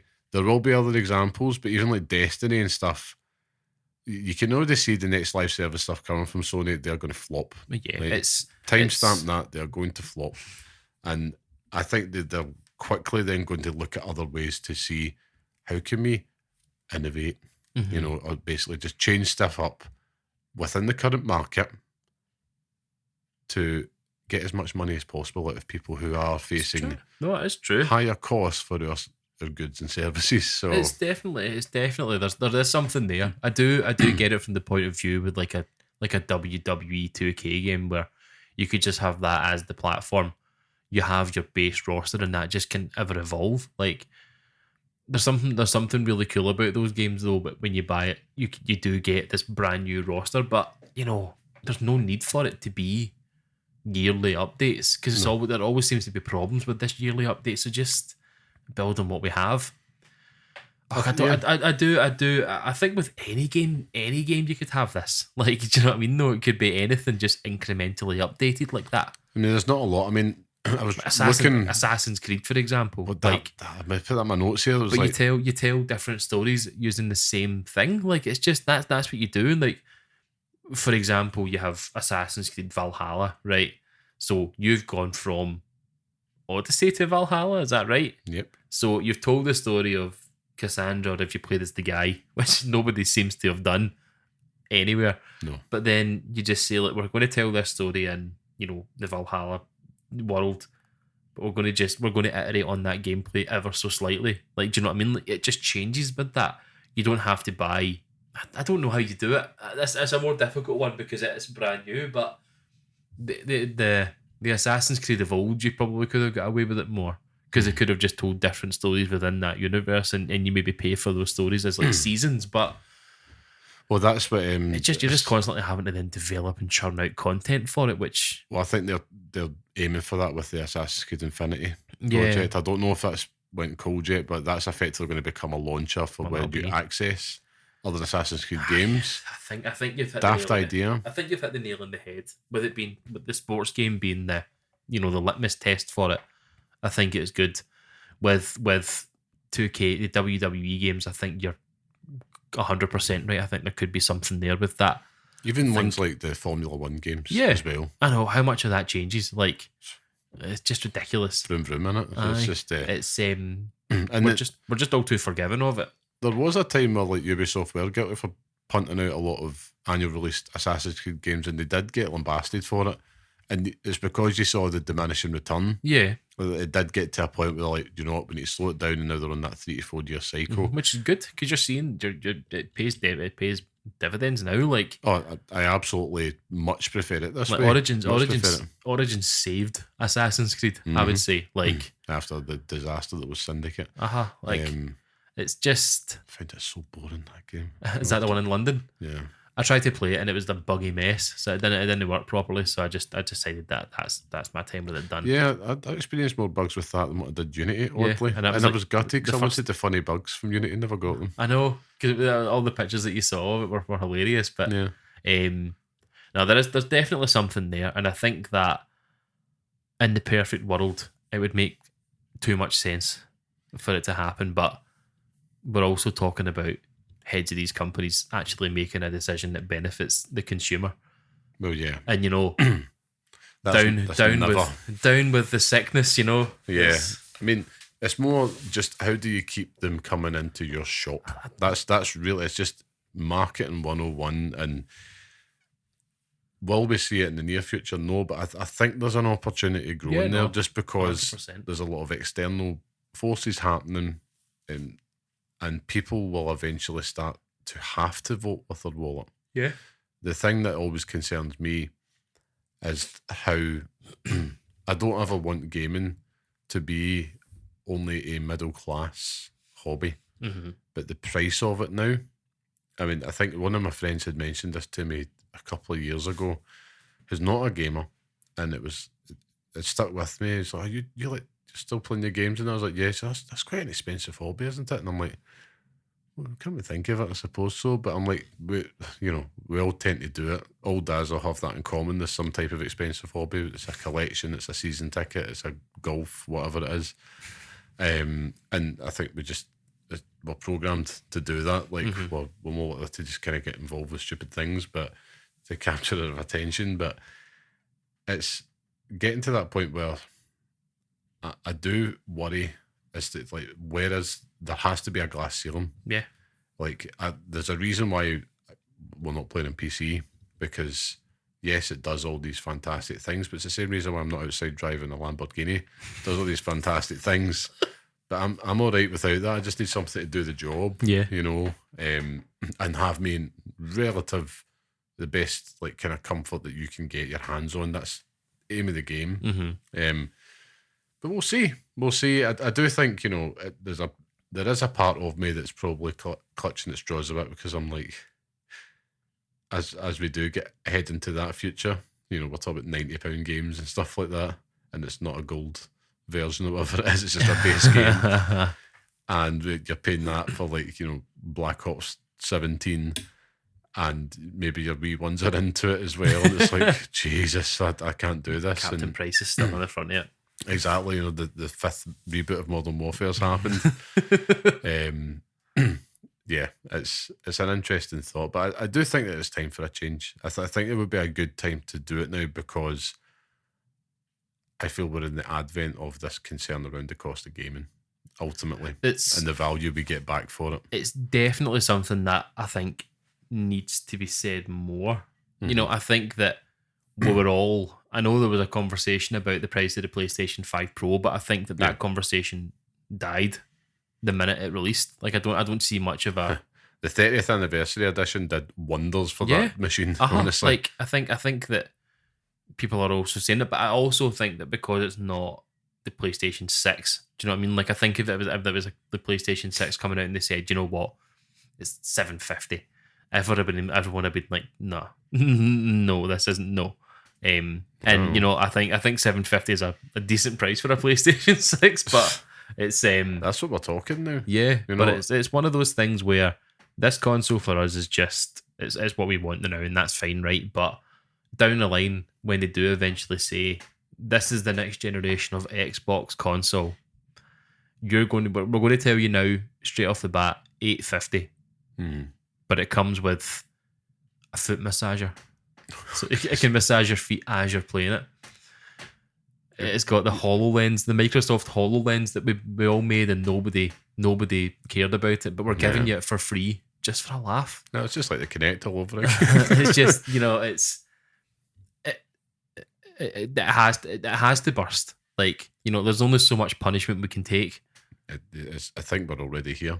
You know, I mean, this is kind of spiraled into a more cost of gaming discussion, but I mean, it's all intertwined as to why we're talking about the annual releases this way, because you have I feel like the PlayStation 5 Pro pricing we'll look back at it as a watershed moment, because that is telling us all that we're in a very different market space from what we were 4 years ago, forever. And without that strong Xbox, with Sony doing there, they've set that expectation. The prices, I look at it like petrol.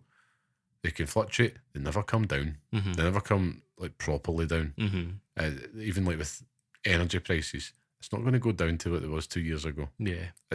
Because what happens is capitalist business, just like Sony, Xbox, all the rest, you take the hit, you go, right, we're jumping the price up. See how it lands. Wee bit of shock, we'll get through it. Chuck an anniversary edition, they'll forget about it. And it totally has worked though. They get used to it. Yeah. So we as punters get used to it. The shock is gone now. When it comes to PlayStation 6, I'm sorry, if anybody thinks it's going to be less than $699, you're on one. But here's the kicker though. It is the only console where you can play Death Stranding 2. Oh, Jesus. I'm going to wrap up the main topic here because I want to move on just quickly, right, about Hideo Kojima. I meant to talk about this earlier, right? Oh, Tokyo... I knew I had to say it. You've got me. Obviously, the Tokyo Game Show happened over the last week, and Hideo Kojima had hosted a panel, a round table, with, so was it the Japanese voice cast for Death Stranding 2, and they debuted this new photo mode. He then since came out afterwards telling us that only 40% of the game's done, and we don't have the release date. He's still saying it's going to be 2025. Now, at this point, it could be November for all we know. Yeah. So, and all we are seeing from Kojima is continued naff merch and cozying up to celebrity pals. And I am now at the point where we have to start asking questions about this amazing, wonderful creator. But has he been dining out too much on Metal Gear Solid? You know what I mean? Like, I think if it was Death Stranding 1, possibly. You know, it got a lot of leeway because, you know, Metal Gear Solid was as beloved as it was, and yeah, you take his name, his name off it. It's a 6 out of 10. The way that he left Konami as well, like people wanted him to do well. Yeah, and Death Stranding, you know, the OG is a good game. I think that it does a lot of things well, and it's a total vibes game. Like it's busy work, but you don't really mind doing it.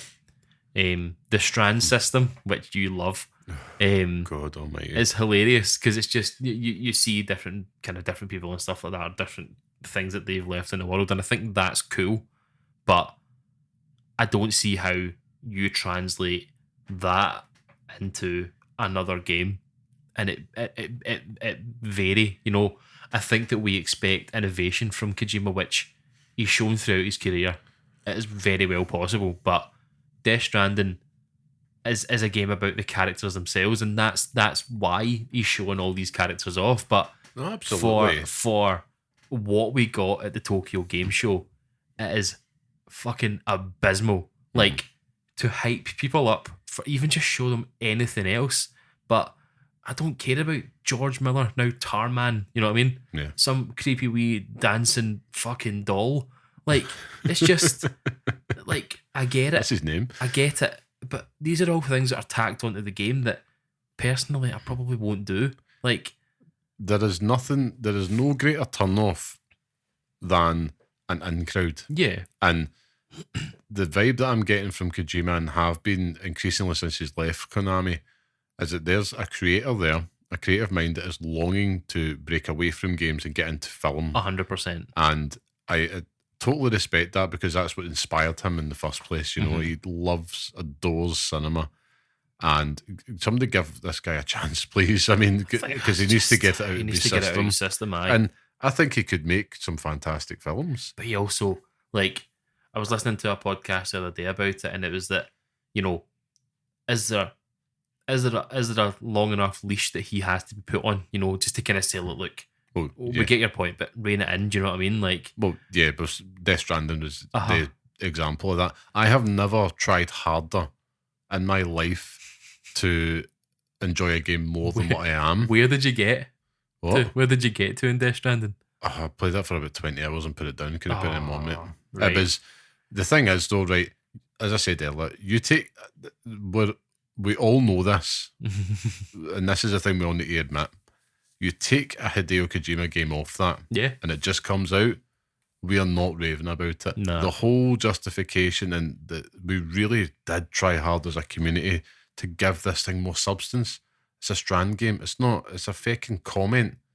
That's what it is. You know, look at Dark Souls. I'm not praising that because it touched my soul because somebody wrote on the ground, or they've left something behind for me. Those messages are good though. I know, but it's I know. He's getting a pass on something. I get what you're saying, and I think that, you know, to critique his work. Yeah, to critique I think it properly. I think it needs critiquing. I think that had you taken off all the characters in that game, so it's not Norman Reedus, it's just generic long-haired guy walking through carrying things. It's an indie game. Do you know what I mean? Like, it's an indie game at a state of play where you're like, that looks cool, but I'll probably never play it. But the fact that it's Norman Reedus, it's got Hideo Kojima attached to it. It's like, eyes up, I'm into this now. And the campaigns for it, where you've got all the hands and stuff on Twitch, you've got all the different things showing up that kind of clear it all away. He's the master of creating this hype around stuff that, granted, it's not the most hype at all. It's crap. But honestly, I could tell you nothing. Oh, no, that's a lie. I could tell you everything that happens in that game from point one because I've played it twice. But the best scene in that game is it Tommy Earl Jones or whatever his name is? The performance he gives at the end of that game, where he's talking to Norman Reedus about sort of what's happened and stuff, and he's crying and things. It's like there's a moment in there where it's like that uncanny valley where you're like, this is real life. I've given up now. Like, honest to Christ, it's just I've never seen it portrayed so well, and just the performance alone is incredible. So there's moments in the footage that we've seen from TGS where I'm like, yeah, that's cool because it looks fantastic, but like come on, fuck, like it's just 90 minutes for a couple of daft wee things, and I think that the part of the reason why it was so shite for me was that it's a show in Japan. Like Japanese people eat that shit up. Like they want to see these wee dancing dolls dancing with like some Japanese celebrity. Like they love all the wee cutesy stuff. Like culturally, it's the cultural. It's the culture of it. They love all that. But I want to see Norman Reedus carrying fucking hundreds of boxes everywhere. Like show me all that. That's why I'm playing the game. More Western culture, blow shit up. Like just let me see it. But without being because I don't want to come across a dour in that. It's like I love Hideo Kojima. We all do, right? We all have the utmost respect for him because he's given us so much the best gaming memories possible. But I fear that he's wading into this cult of personality type thing around him, where it's the aura and that we respect more. A bit like a musician that has got past their prime and they churn. Listen, Prince is one of my favourite artists of all time. He churned out a few absolute duds towards the end album wise, and he did it all the time. And then we talk about it's all in the vault in Paisley Park, and it's like they'll be sitting on a mound of absolute crap. Yeah, you've got to separate. Sometimes it's okay to separate the artist from the art, but I will say he has such a good opportunity to take Death Stranding from a 6 to an 8 or a 9 or a 10 with 2, because what it does look more crazy, and it does look a little bit more involved, and it does look like, do you know what? I'm just going to go full mental. And sometimes you need to take that risk, and sometimes it pays off. So we'll see, because I will play it still. I've been tempted to go back to Death Stranding still, but it's... I love Death Stranding. I do. And I think part of it is nostalgia because it was the game that I last played before the Wii one was born, but I played it again when they brought out the Director's Cut. I did the same. Cut, and did the same. Honestly, it's hilarious. Like, see if you don't want. I played it. I've got the platinum trophy on both versions of it, which is ridiculous. But just play it and just run through it. It's absolutely hilarious. Like it's such hilarious fun. Make them fall all over the place. Like just launch them down hills. It's fucking hilarious. I admittedly I kept falling asleep playing. It's easy to do that, but there are moments in it where, you know, just mainline the story. Don't worry about anything else. Mainline the story and just get to the performances from all the other characters. Like Mads Mikkelsen in it is brilliant. You know, Tommy Earl Jones is excellent as well. Like it's just those performances carry the whole story. And then you've just got a mad walking simulator in between. Yeah, walking to different cutscenes. That's basically what you're doing. Like, yeah, I mean, the thing that helped me the most about the showing was that it was just more of like, I'm actually, if I was his boss, yeah, I'd be like, mate, stop hanging about with famous guys and start like less conversation, more commitment. That's what I'm wanting from him, and it's frustrating me now because I hate, loathe in crowds, particularly on social media. So like if you see it on Instagram, Twitter and all that, and it's like, I have to admit the gaming industry can be guilty of that sometimes, because if I look at it from the lens of any other industry in the world, it's like we shouldn't all know each other this well. No, it's true. Despite how small we are, but it's one of those ones where I'm like, come on, man, just churn something out, just give us something. Because I remember when he did his big like dump of loads of things, the new Death Stranding 2 trailer, the projects that he had coming, the new game with PlayStation, it's like, oh, I'm excited about this again, because we know there's still nobody else like him in the industry.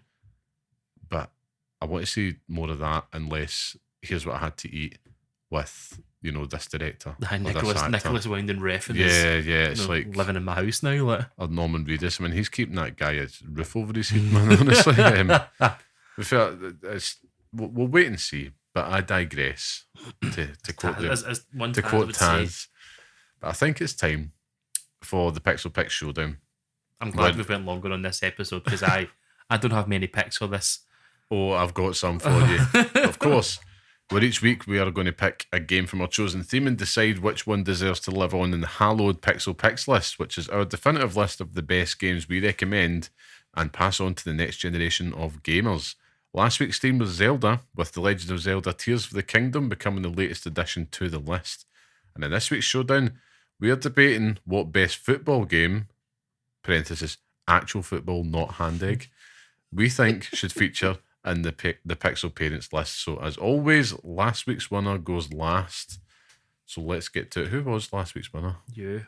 Was it me? I believe so. One more time. Oh yeah, and I think you'll win this one as well. Right, let me have your honourable mention and your main pick. So, I've played a lot of football games in my time. Played a lot of them, but foosball. Not. I don't have many memories of playing them. I have memories of teams that I've played. I've had memories of different things, but I don't remember the games.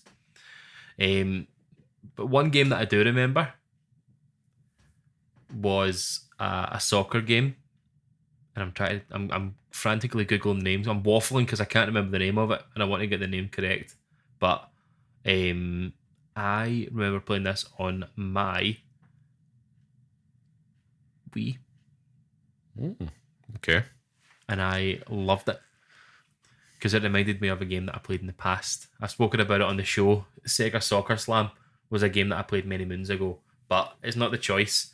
My honourable pick for this week was Super Mario Strikers. Oh, right, okay, I like that. I thought, I'll say FIFA 2002. But what happened in FIFA 2002? You look at the box art, who was in the front of the box? Can't remember, like genuinely, but it wasn't going to be FIFA 2002. I also feel that any FIFA from 2012 onwards is they're all the same at that point. I do agree. They all are the same.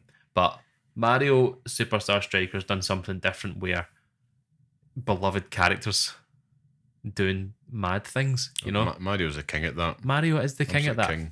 And I also just think it would be funny that if it was the choice for this episode, that it's another stupid Mario sports game that I've managed to wangle into the list.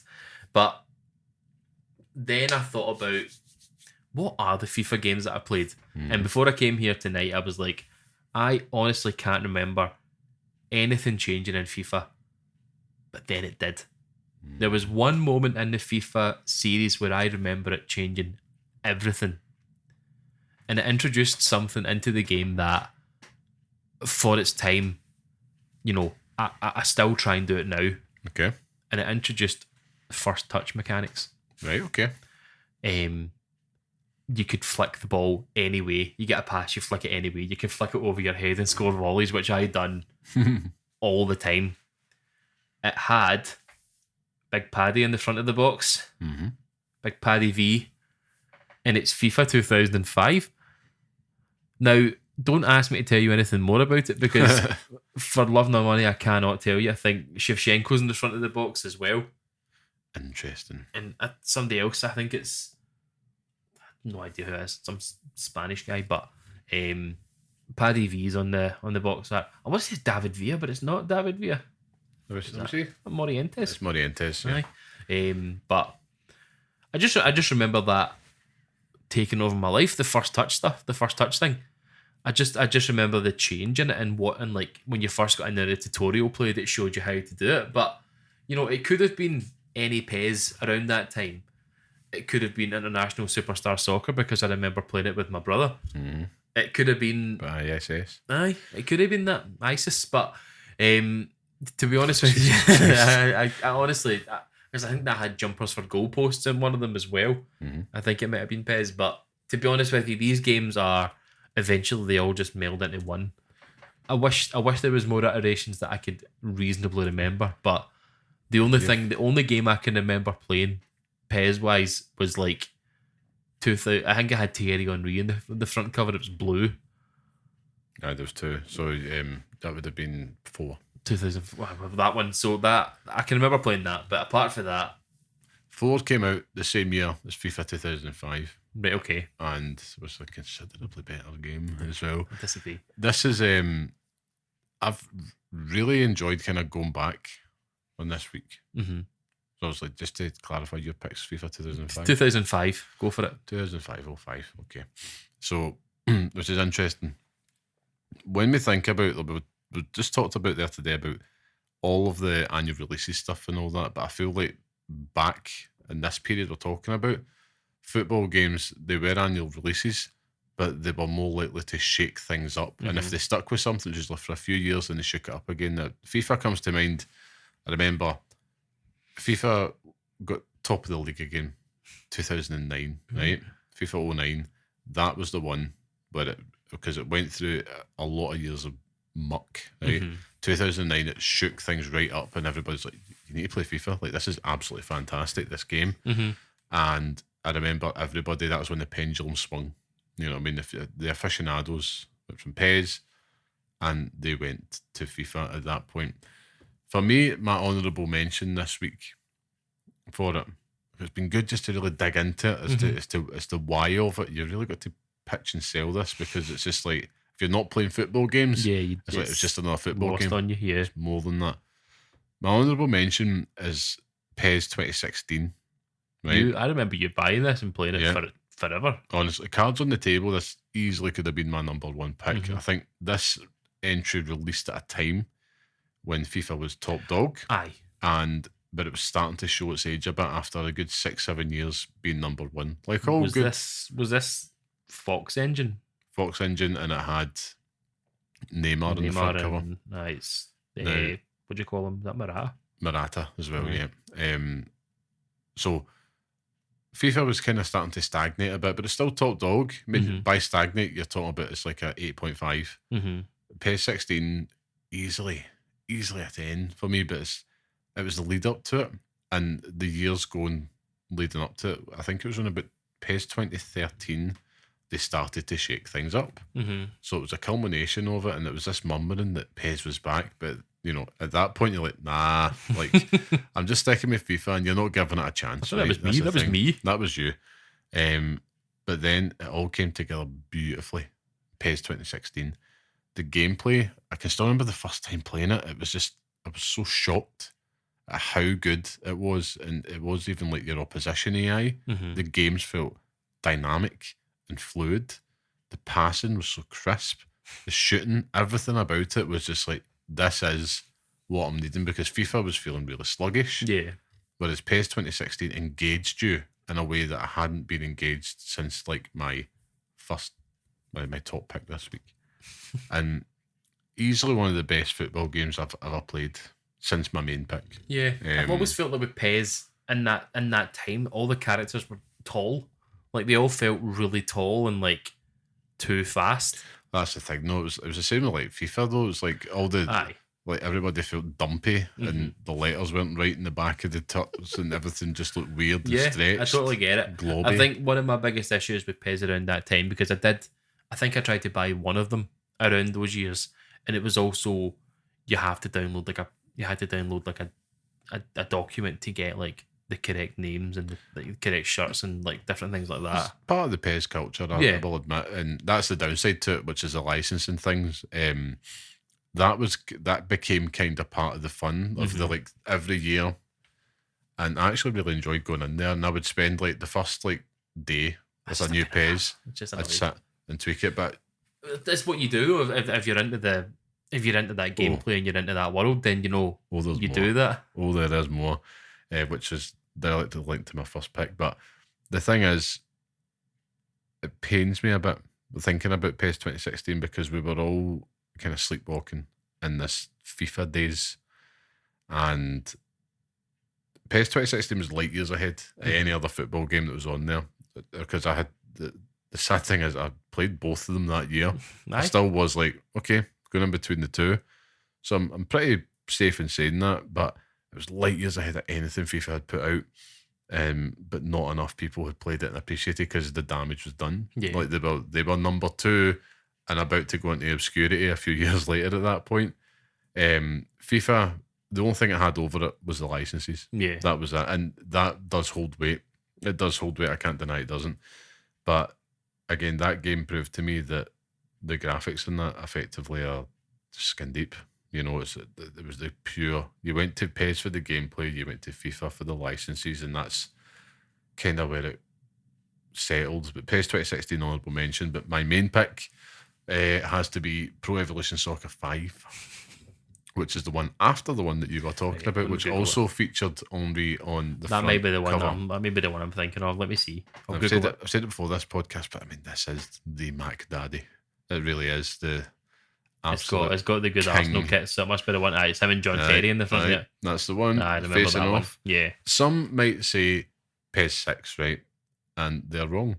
Despite Adriano's shot power becoming absolute legend in that game. But PES 5 was that culmination of absolute gold in that PlayStation 2 era. It was sheer football gaming excellence that was Pro Evolution Soccer 3, then 4, and then 5.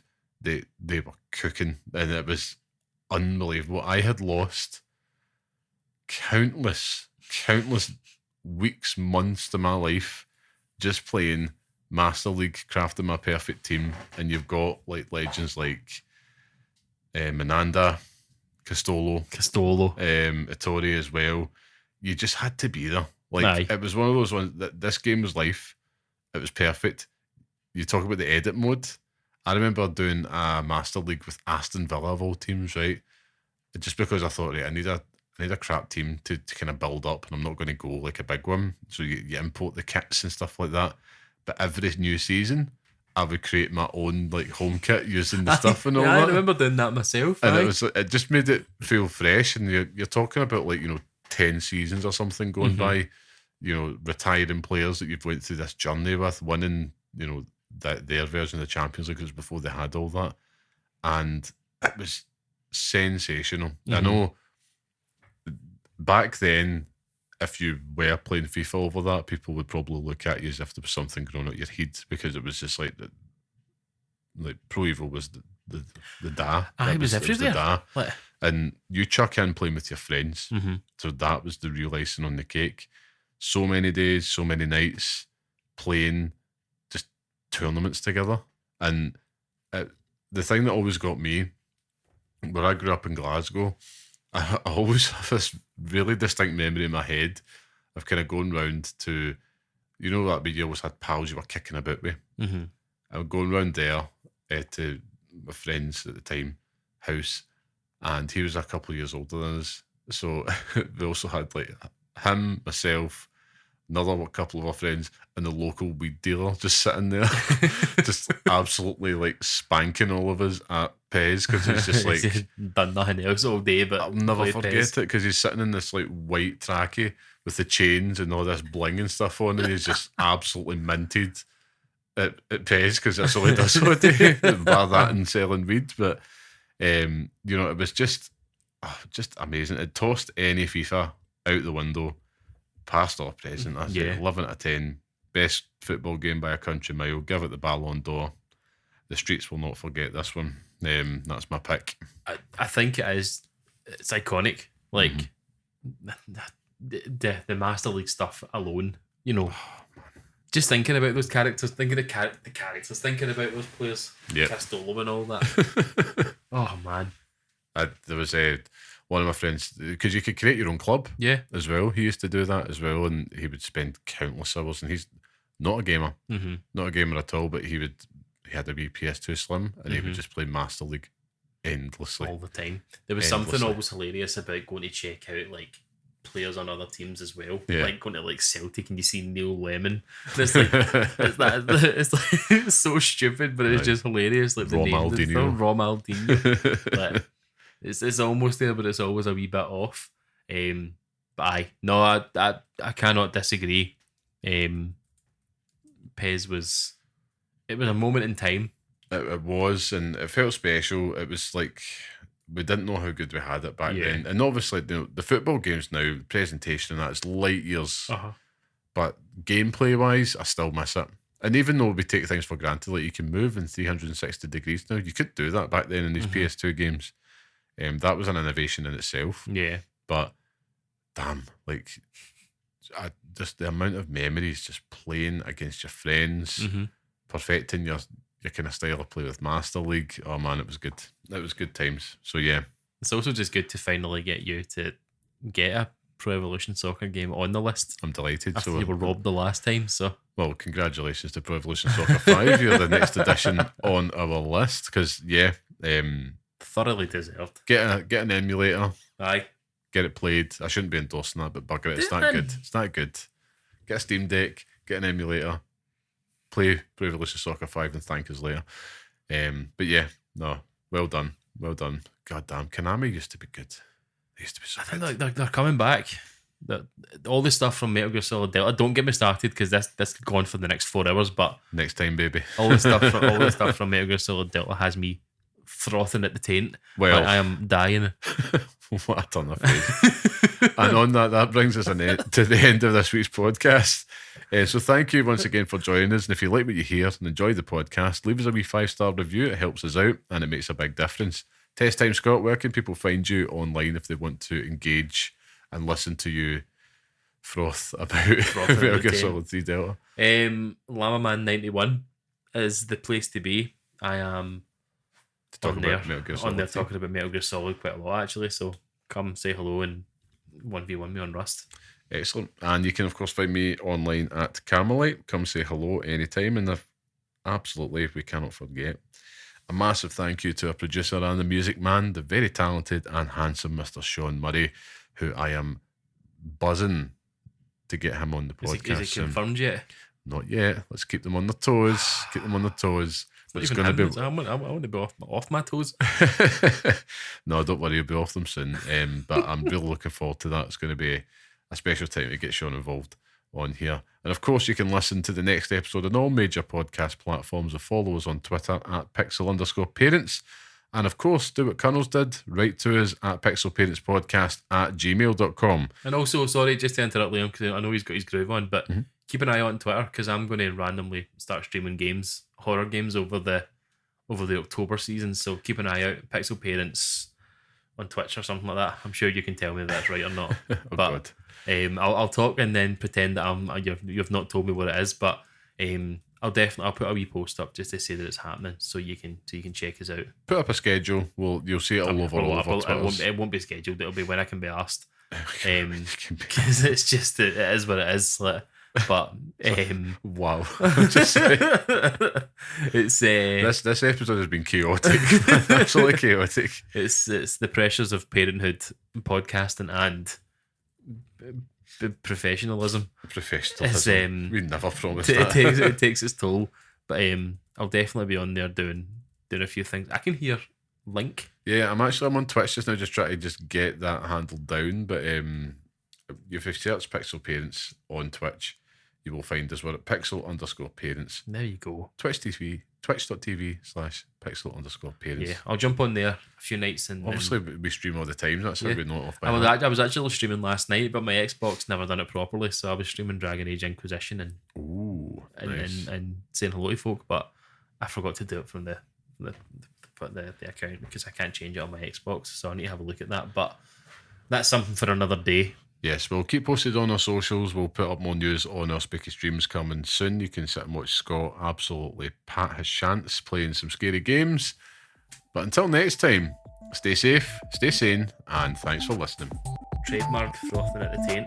Trademark it.